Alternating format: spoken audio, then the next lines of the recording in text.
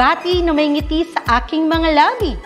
Naghahanap ba kayo ng makakatuwang sa pagre-review ng inyong anak? Meron yan sa DepEd. Ang ETUlay online tutorial ay libre at handog ng ating kagawaran sa pangunguna ng OUA ICTS EdTech. Ito ay isang proyektong makatutulong sa mga mag-aaral, katuwang ang mga magulang o kasama sa kani-kanilang tahanan para masagutan at maunawaan ang mga modules. Hangad din ng programang ETUlay ang matulungan ang ating mga guro sa kanilang mga blended learning classes. Ang ating ETUlay ay mula kinder hanggang senior high school. Bukod sa academics, meron din tayong mga special programs gaya ng All is Wellness, Reading and Math Remediation, Storytelling, Mommy Tech Talks, Classes sa Gramatika, Speech Class, Financial Literacy, at marami pang iba. Pinalawig din ng ETUlay ang ating Alive program para sa mga mag-aaral mula grade 1 hanggang grade 3. Gayun din ay mayroon tayong ALS program at SPED tutorials na makasisigurong makakamit ng lahat ang inclusive education. May SPED hotline na rin para sa inyong mga katanungan patungkol sa special education. Kaya, subaybayan mula Lunes hanggang Biyernes, mula 9:00 ng umaga hanggang 7:00 ng gabi ang ating ETUlay. Sa ating pagtutulungan, maiaangat natin ang bawat isa. Ating itutulay ang pagkatuto upang di mapigil ang pag-aaral ng kabataang Pilipino. Itulay natin ito, sulong edukalidad.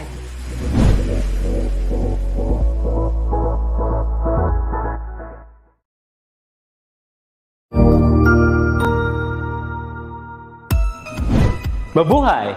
Good day to all! I am your tutor Madge. Welcome to ETUlay, a free online tutorial, an initiative of the Department of Education, Information and Communications Technology Service, Educational Technology Unit, ICTS EdTech. This program is aimed at helping and assisting learners from kindergarten, senior high school, ALS, Alive, and SPED learners. Aside from answering the modules, the ETUlay is offering programs which you will surely look forward to. Together with our parents and teachers, the ETUlay will bridge the gaps where difficulty and ease meet in learning new knowledge and skills. So, let us prepare our modules, pen and paper. Ready your mind to see and hear worthwhile and interesting lessons. Let us now study and learn, together with our volunteer online tutors. Tara na!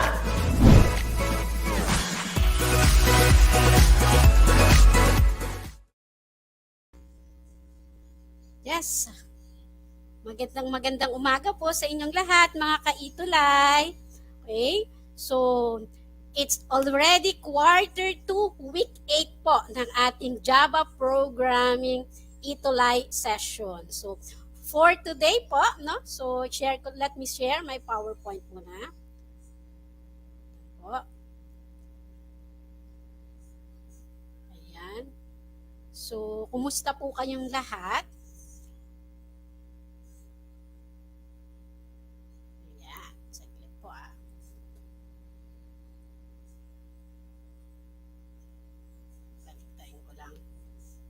Share ko. Ayan. Ayan po share ko ulit. Ayan. Ayan po, share ko lang.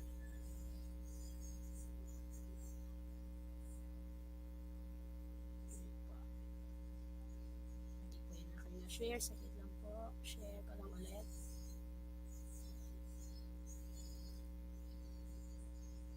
Po ang dapat kong i-share. Ayan, saglit. Ayan.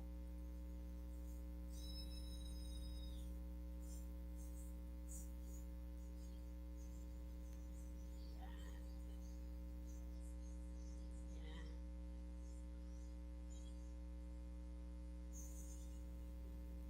Dito ako dapat mag-share. Saglit lang po. Wait lang.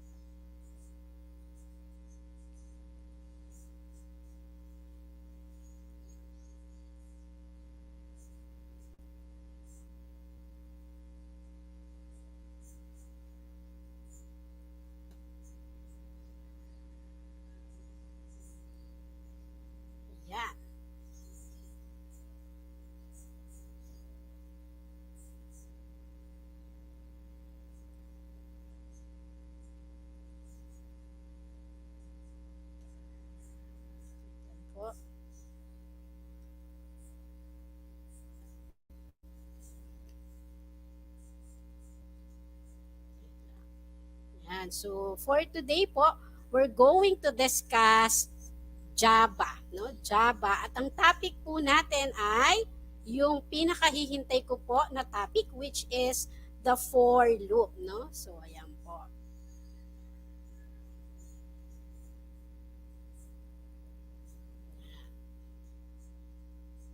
Yan po yung aking favorite na topic.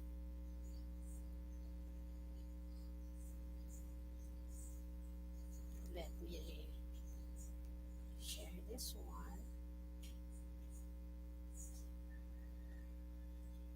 Ayan. Ayan po I'm having difficulty po dito sa screen ko dahil nagbago po ako ng screen. Ganyan po talaga pag live. Saglit lang po.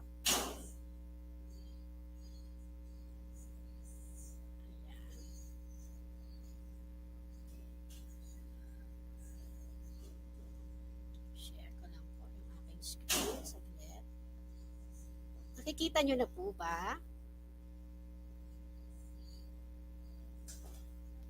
Ayan. So, this is quarter 2, week 8 po. So, we're going to discuss for loops. Ayan.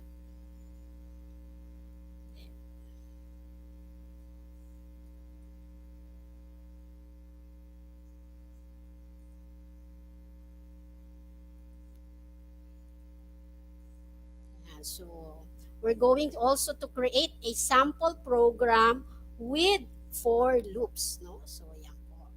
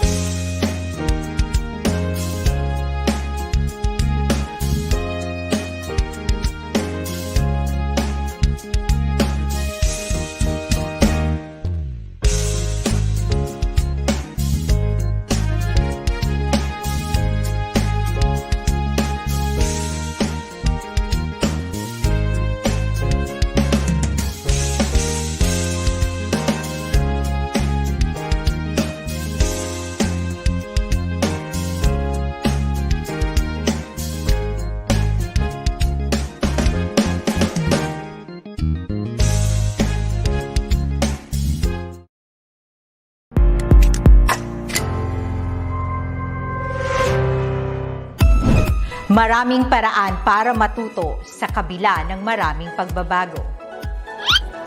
Oops! Oo! Kami nga! Ang inyong mga teachers sa telebisyon, mas madalas nyo nang mapanonood at makakasama. Mas mahabang oras at maraming araw. Lunes hanggang Sabado mula alas 7 ng umaga hanggang alas 7 ng gabi. Dahil sa DepEd TV, magagawa nating ipagpatuloy ang pag-aaral kahit wala tayo sa loob ng paaralan. Manood lang sa inyong telebisyon o buksan ang inyong mga laptops, tablet o cellphone para mapanood ang mga video lessons na nagmula sa most essential learning competencies na ginagamit rin sa lahat ng paaralan sa buong bansa. Tumutok sa ating mga lesson mula kinder, elementary, junior high school, senior high school at ALS na naka-video episodes na. Lipat na sa IBC 13, GMA Affordabox Channel 7 at Solar Learning Channel. Kung hindi makahabol sa live broadcast, aba naman! Subscribe na sa official YouTube channel ng DepEd TV at bisitahin ang DepEd Commons, DepEd TV official Google site para makapanood ng mga video episodes sa inyong mga cellphones, tablets, laptops o personal computers. Learning is a continuous process, and the Department of Education will continue to innovate teaching to make learning accessible to every Filipino. Kaya naman mapapanood mo na rin ang bawat video lesson na mayroon ng Filipino Sign Language at may salin sa iba't ibang dialekto. Ito ay dahil gusto namin na lubos na maunawaan ng lahat ang bawat aralin. Tunay nga na hindi tumitigil ang kagawaran ng edukasyon sa pagbibigay ng mga dekalidad na video lessons, kaya naman nakatanggap tayo ng iba't ibang pagkilala mula sa Mobiles for Education Alliance bilang EdTech Policymaker Champion. Honorable mention under the Crisis and Conflict Response category at Grand Prize for Outstanding Thematic Presentation mula sa Cygnus Asia TV Conference. Kaya para sa mga pag-asa ng ating bayan, ipagpatuloy natin ang pagtataguyod sa pagkatuto ng bawat kabataang Pilipino. Ang komunidad at mga magulang ang kaagapay at ang DepEd TV ay gabay at tulay para sa edukasyong kailanman ay di tatamlay.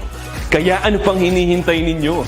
Kunin na ang self-learning modules, papel at panulat, ballpen man o lapis yan. Dahil sama-sama tayong matututo habang nag-e-enjoy. Para sa bata, Para sa guro, Para sa bayan. sulong edukalidad.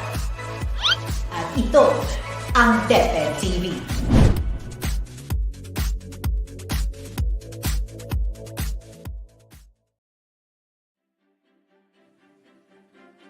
Arts strengthens our culture. It brightens our lives. And it is where we find hope. Come and join us in celebrating the National Arts Month 2022 with the theme, Sining ng Pag-asa.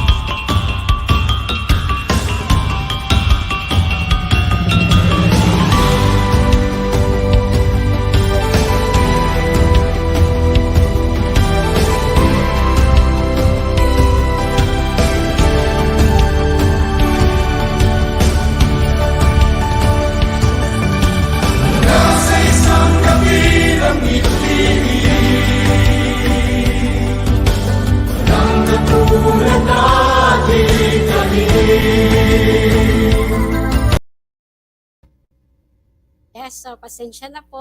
Ayan po. So, nasa quarter 2, week 8 po tayo ngayon ng Java programming. So, ang topic po natin ay create for loops in Java. Ayan po. No? Ayan.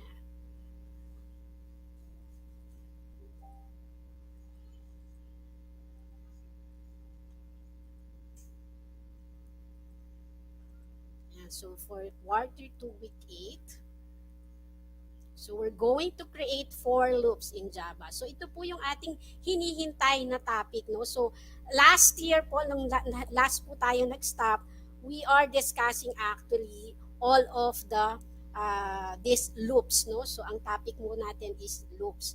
So for today, we're going to discuss another loop, no? So this is the for loop. We have discussed already the while loop, the do while loop. Now we're going to discuss the for loops. Yan po.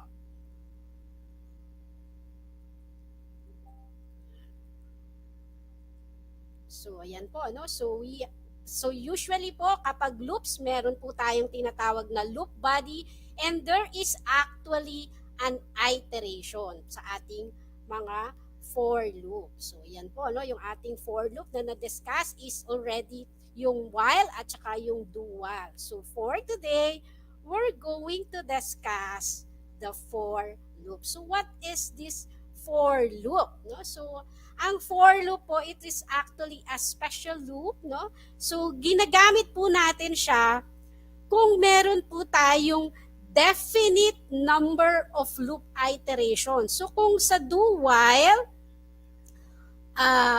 meron po siyang hindi po siya naka-eksakto. Nagdedepende po siya dun sa while natin, no? So for loop, meron po siyang isang variable which is constant, no? Alam na natin agad kung kailan mag-i-stop yung ating for loop, yung ating loop na tinatawag, no? So meron po tayong tinatawag na counter controlled loop, no? So dito po we may already indicate yung starting value ng ating loop control, no? So aside from alam na natin kung ilang beses mag-iterate, meron tayong tinatawag na test condition na kung saan siya magsisimula, yung tinatawag nating initialization. So this is actually the difference of the for loop with other loop statements.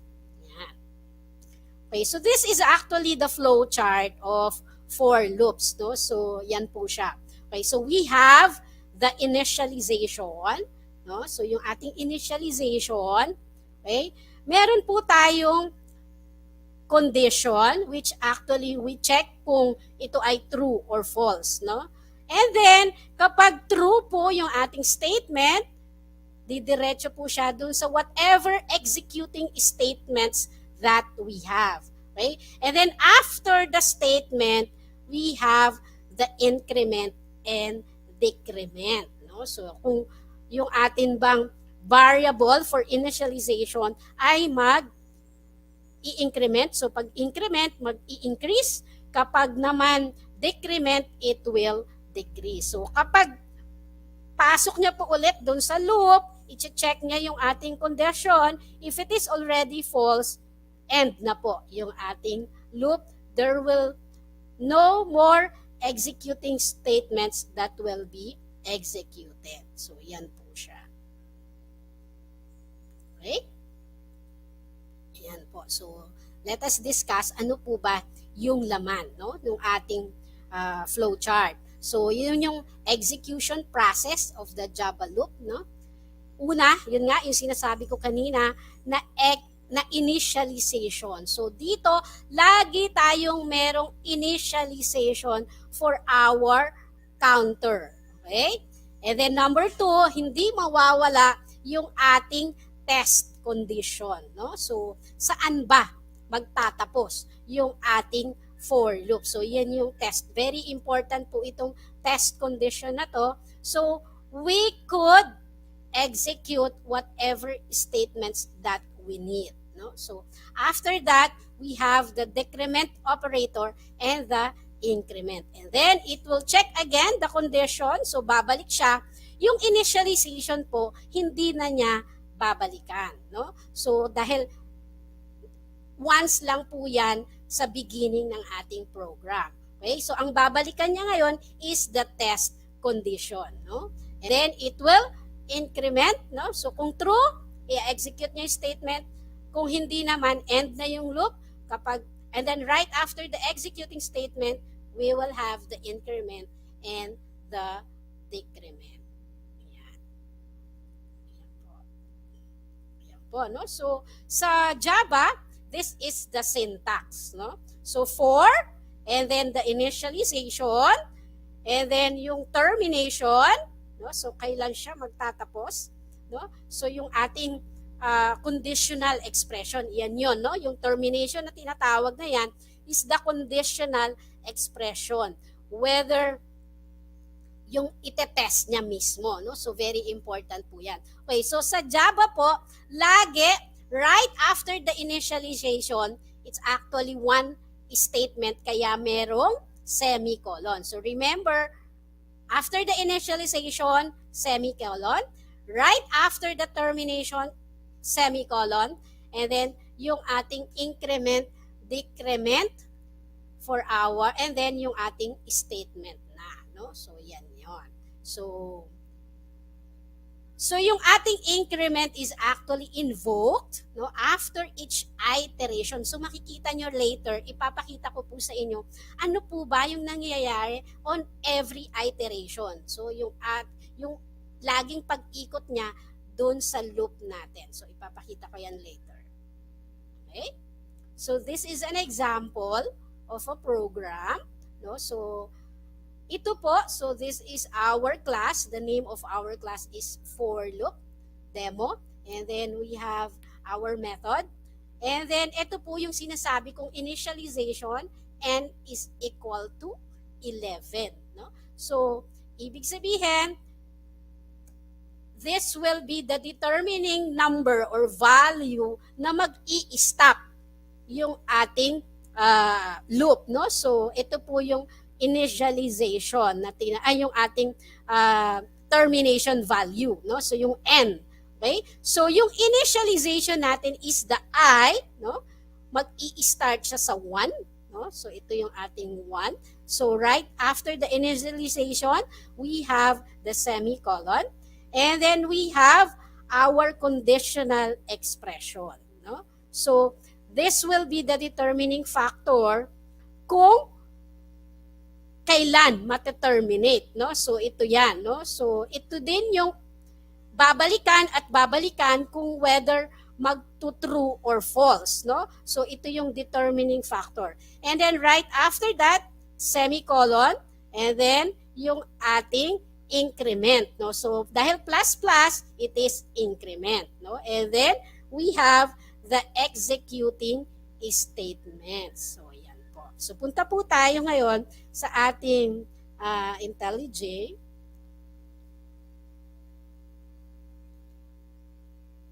Okay. So, I have here my IntelliJ. Nakikita nyo po ba? Ayan. So, ayan. So, ayan.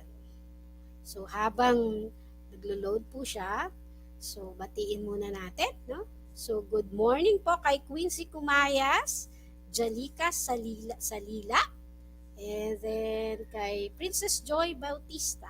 Yan. So from San Mariano National High School. So this is, welcome po. Okay, so ito na po, yung ating for loop. Okay, so I have here my first for loop.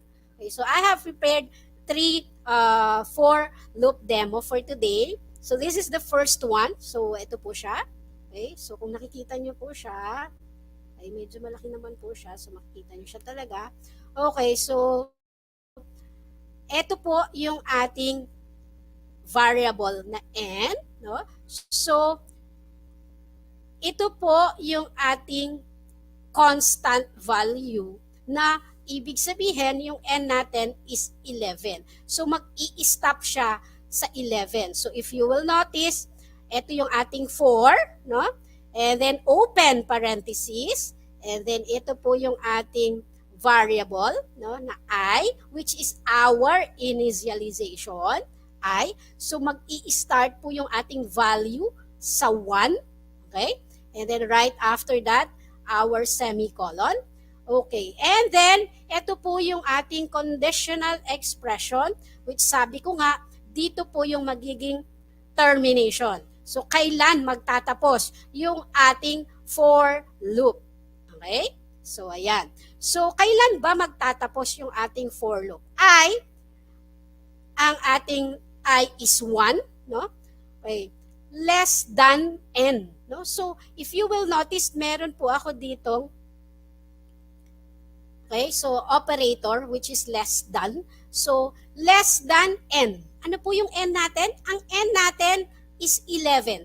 So, sa unang iteration, okay, so what happened here is, sa unang iteration, so sabi natin sa ating flowchart, it will check the initialization. So, ang initialization natin is 1. Okay. And then, we have our condition. Okay. I, which is 1. 1 is 1 less than 11. So, sa unang iteration, is 1 less than 11, Yes. So kung 1 is less than 11, no? Ipe-perform niya po yung ating, ano po yung ating ipe-perform? Yung ating increment. So mag-a-add na siya, I will become 2. No? So sa unang iteration po yan. So nag-iterate na siya agad, nag-increment na po siya agad na magiging 2 na yung value ng ating I. No? And then, dahil true na I is less than 1, this will be executed. No? So, nasa loob po yan. So, it will execute the statement, system.out, ETUlay Java programming is fun. No, yan po. So, sa unang ikot, okay, so true pa siya. Okay, so sa pangalawang ikot, no? So, kung makikita nyo po, so ito po yan. So pakikita ko po. Mamaya, ayan na. So, pangalawang ikot, 2 na po yung value ng ating I. No? So, i-run po natin siya para makita nyo siya.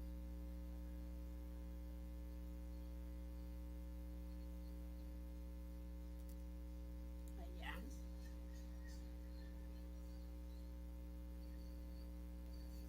Okay, so ilang beses po na print yung ating ETUlay Java programming is fun.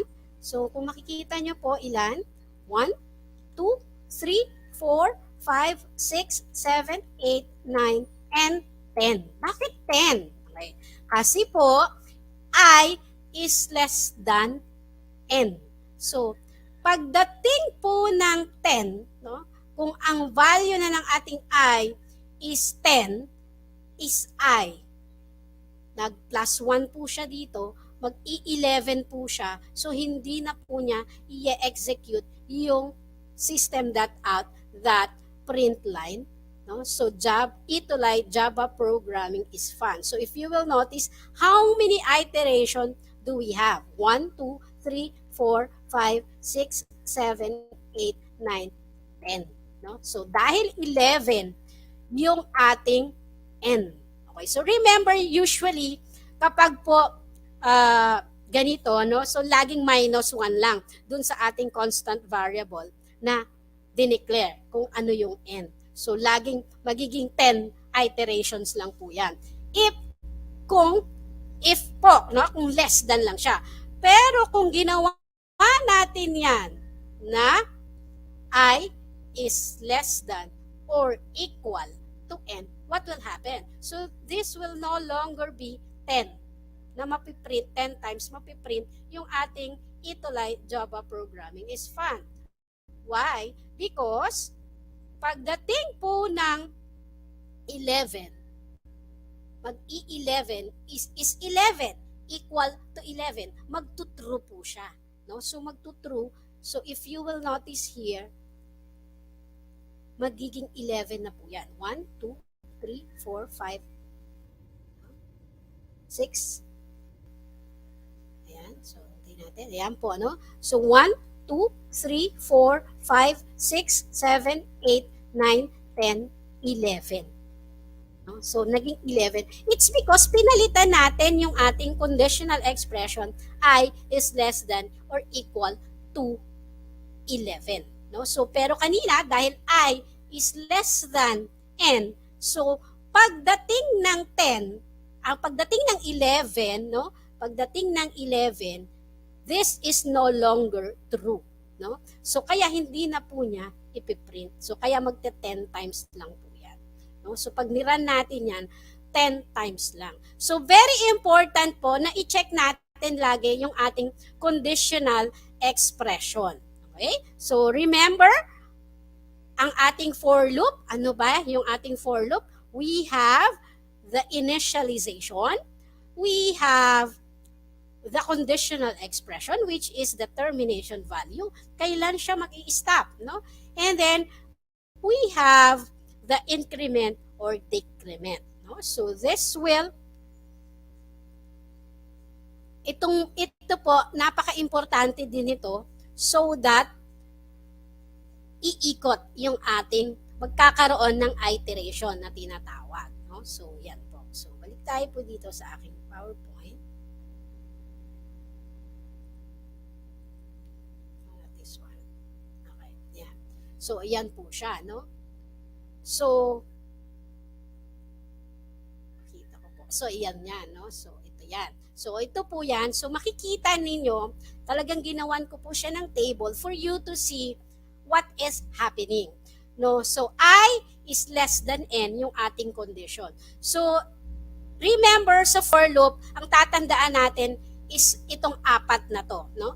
Yung iteration, yung sunod-sunod, no? Yung kung nasaan na yung iteration mo. Is it the first, the second, the third, the fourth, so on and so forth. And then, ano ba yung mga dineclare mo na variable for your condition? Ano na yung existing value ng iyong condition? Okay?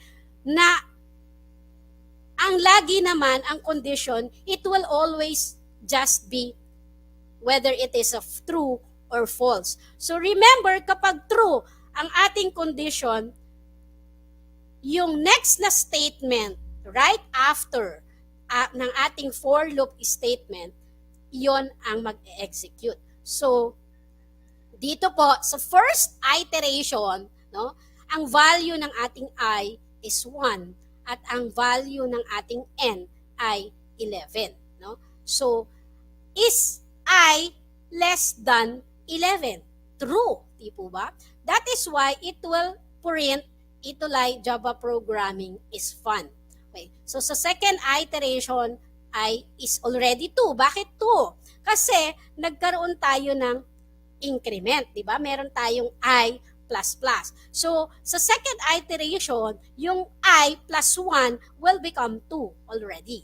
Okay. So pag tinest natin yung ating condition, which is I less than N, is 2 less than N, is 2 less than 11. Okay. So, true pa rin siya. So, kaya, mag-ETUlay Java programming is fun at mag-i-increase yung value ng ating I to 3 plus 1 dahil meron tayong increment. So, yan po. And then, dahil 3 na siya, I is already 3 for the third iteration. So, kung ang tanong pag minsan sa program, how many iteration do we have? Ito po. So, we will have, kung ang condition natin ay I less than N, at ang value ng ating N ay 11, we will have 10 iteration. So, 10 times then, mapiprint or mag-execute yung ating ETUlay Java programming is fun. Okay po? Yan. So, yan po. So that is what is happening here in our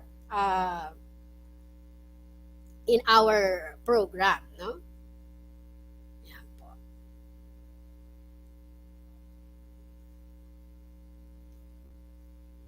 Okay, so balik po tayo dito. Ayan. So yan po yung nangyayari. So for each iteration, this will test the condition, no? Ayan po. Okay, so another example, no, ng ating for loop for you to see, no? So I have here for loop skip count, no? So this Java program of a for loop is actually just katulad po ng ating do while. Remember our do while before? Do, ipiprint niya yung system.out.print line, and then while yung condition natin I is less than 21. Okay. Okay. So, and then yung ating increment. Okay. So, in here, okay, so we have the for loop. Okay. Dito, hindi na po natin, okay, so, pwede nating i-declare yung ating I, no? So, we can still declare our I equal to 21. No? So, I have that one. Integer. Lagyan natin ang ating data type. So, integer I is equal to 21. So, ano pong mangyayari dyan? So, ito po yung ating I, no? So, yung Kahit actually hindi na, no? Huwag na natin. So, kung dalawa lang, no? So, kung ang initialization nyo ay same lang, no? Pwede rin naman, no? So, in here, so let us check this one. What will happen here is that it will just skip counting by 2, no? So, ano mangyayari dyan? 2, 4, 6, 8, 10, until such time na yung I natin ay mag 21. Pero actually, hindi na siya magto-21 dahil skip counting by 2 yung ating ginagawa. Okay, so check the output. Okay, take a look at this. No? So, dito sa ating program, if you will notice here, so sa unang iteration, ang value ng ating I is 2. Diba? Okay, so is 2 less than 21? Is it true or false? Yes, it is true. Okay, so e-execute niya yung ating print line, count is 2. Okay. And then what will happen? It will increment I plus 2. So yung 2 natin will become 4 already on the second iteration. Sa second iteration, babaliwalain niya na po yung initialization. Remember, the initialization once lang. Once lang po siya dadaanan. Okay? So, sa second iteration, dito na po siya titingin. No? So, dito na po. Okay? Remember that, sa for loop. Ang initialization natin, lagi lang ay sa umpisa lang yan i-check. Okay? So, saan ang starting value ng ating condition? Okay? So, since 2 nag-umpisa, so sa second iteration, this is already 4, no? 4 is 4 less than 21. It is true, di po ba? Okay. And then, so it will print count is, ano yung value ng I? I is already 4. That is why we have here, count is 4. Okay? So sa third iteration, nag-4 plus 2 na siya, which is 6, no? So, 6 na siya. So, this will be discarded. No? So, wala na po ito. So, hindi na po niya yan titingnan yung ating initialization. Titingnan niya na po yung ating conditional expression. Okay. So, 6 is 6 less than 21. Yes, it is true.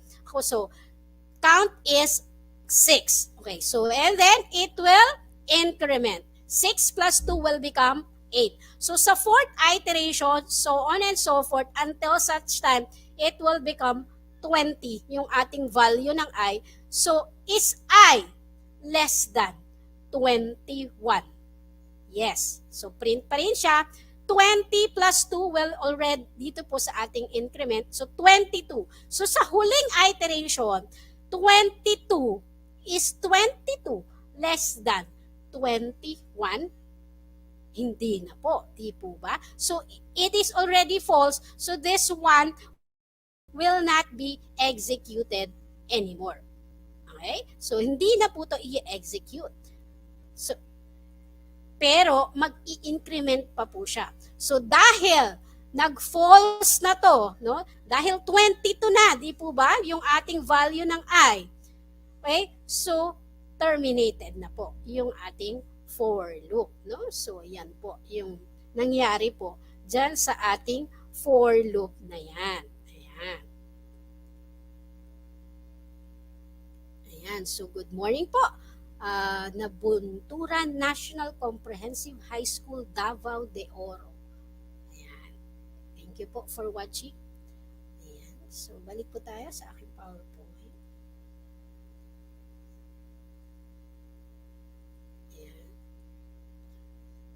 So, ito po yan, no? Yung ating kaninang pinakita, no? So, ayan.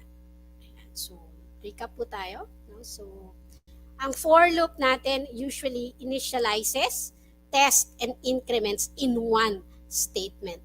Meron po tayong 3 section within the parentheses of a for loop that are separated exactly by 2 semicolon. So, yan po ang nangyayari dyan. But meron pa po akong ibang example here. Yung ating for loop sum. So, pakita ko lang na meron tayong 3. No? So, as a recap, I have here, no? Okay, pakita ko po. Okay, I have here 2 variables, no? The sum and the n. Okay? So, yung sum will hold the value of the sum. Okay? And then the n, ito yung ating terminating value. So, dapat yung ating n will stop at 10. Okay?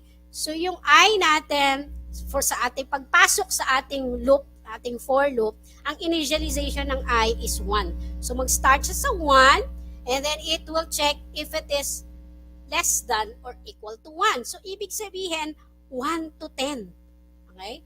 1 to 10, yung ating I, but it will increment. 1 plus 2, 1 plus 2 plus 3. No? So, magiging ganyan po yung ating, and then, kukuhanin niya, okay? Ang gagawin po, right after we test the condition, is ipa-plus niya yung I. Okay? So, ipa-plus niya yung previous na sum and then yung panibagong sum. Okay, so sa unang iteration, on our first iteration, sum is what? I. No? 1 plus, ano po siya? 1 plus, yung ating sum is 0 pa, di po ba? So 0 plus I, which is 1 on the first iteration, is 1. Okay? So 1 po siya. Okay, on the second iteration, yung value ng ating ang value na ng ating I is 2, di po ba? Dahil nagkaroon tayo ng iteration. So, may nag-hold na variable which is sum. Yung sum natin is on the first iteration is 2. So, 2 plus 2. Okay? So, 2 plus 2 on the second iteration is 4. Okay. So on and so forth. So, pag tiningnan po natin yan, pag niran po natin yan, so this will be the output. No? So, pag sinam natin yung ating 10 numbers, no? Sinasum natin siya. So, para po itong Fibonacci, no? So, yan po yan. Okay. So, what will be the output for this? Ayan, no? So, sum is 55. The sum of the 10 integers numbers. So, yung sa una is 1, tapos it will become 1 plus 1, 2, 2 plus yung value na ng ating 4, 4 plus 1 is 5, 5 plus 4. So, ganun po ang mangyayari po dyan. So on and so forth. So, at the end, it will become 55. Yan po. No? Okay. Ayan. So, punta po tayo dito. So, yan po yung ating recap. So, remember po the initialization, the conditional expression, and the increment or decrement ng ating for loop. So for next week po, we're going to discuss already character strings and the string builder. Okay, so review question po tayo. Number 1, a for loop always must contain 2 semicolon within its parentheses. Is it true or false? So meron po ba 2 parentheses sa ating for loop? Is it true? Ang sagot po ay true. No? So, right after the initialization, semicolon. Right after the conditional expression, semicolon. No? So, yan po. Pero dun sa ating increment and decrement, wala na po. Okay? Okay, number 2. The body of a for loop might never execute. The body of a for loop, meron po bang chances na ang ating for loop body will never be executed? Okay, answer is loop, no? So meron pong chance na hindi po ma-execute yung ating for loop, the body ng ating for loop. So ito po yung kanina, no? So pinakita ko na po to. What will be the output of this, no? So output is 55, no? So yan po. Okay. So let's get ready po. Imagine, start creating our own Java code, coder ka-tech quiz. Okay po. So think about this po, no? So our life is actually just parang for loop, no? So it's actually a repetition of something, no? So paggising sa umaga, magkakape, mag-aalmusal, no? So the same and the same, it's actually a repetition. Our life is actually on a for loop, no? So remember po yan. Okay, so these are my references.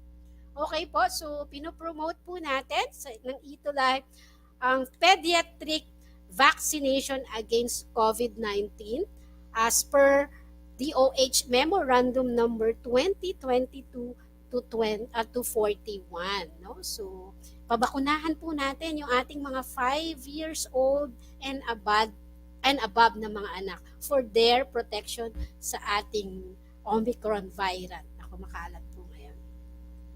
Ayan, no? So kami po, kasama ko po si Tutor Pau, si Tutor Drine, ako po, no, Tutor Bell, and Tutor Lon.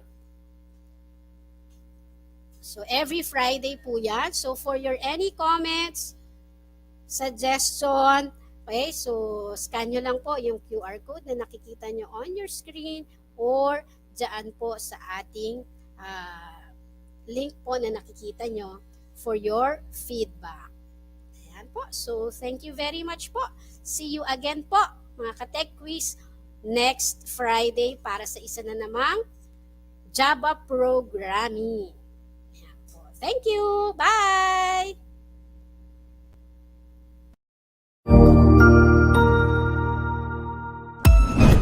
Ang husay naman! Natapos mo ang iyong tutorial session kasama ang iyong mahusay na ETUlay tutor. May bago ka bang natutuhan? I-share na yan gamit ang hashtag ETUlay Level Up. Huwag aalis ha, dahil may susunod pang programa na pwede mo ring panoorin at salihan. Dahil naghihintay na ang iyong mga tutors. Happy learning dito sa ETUlay!